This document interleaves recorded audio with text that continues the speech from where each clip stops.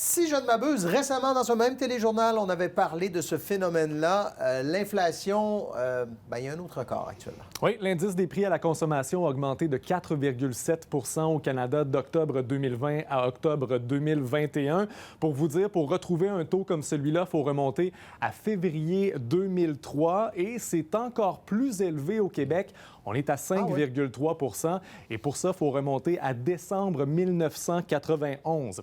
Évidemment, le prix de l'essence tire les chiffres vers le haut. C'est 44,3 de plus à la pompe qu'à pareille date l'an dernier. On payait environ 1,1 le litre et le mois dernier, on a atteint 1,50 Si on excluait l'essence du calcul de l'inflation, alors là, on serait à 4,1 et non 5,3 Donc, c'est pour vous dire l'impact que ça a sur le panier de biens et services. Et parlant de panier, si vous êtes allé au supermarché, tout augmente. C'est effectivement le cas. Hausse de 3,7 Et Bruno, vous consommez de la viande? Oui. On est à 9,9 d'augmentation moins. dans ce secteur-là. La Et le bœuf seulement, on est à 14 C'est là que l'augmentation est la plus élevée. Ça coûte également plus cher de consommer au restaurant, 4,8 pour les aliments qui sont achetés dans ces établissements-là. C'est normal. Est-ce qu'il y a des bonnes nouvelles?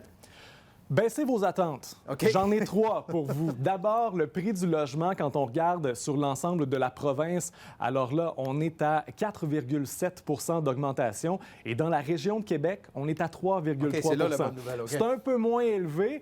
Et dans toutes les catégories qui ont été analysées, il y en a seulement 2 où les prix baissent. C'est les communications, où la facture moyenne a baissé de 3,4 pas la mienne, et les fruits et légumes, où là, on baisse de 3,7 Bon, on va tous finir végétariens. Peut-être. Ce serait une bonne idée.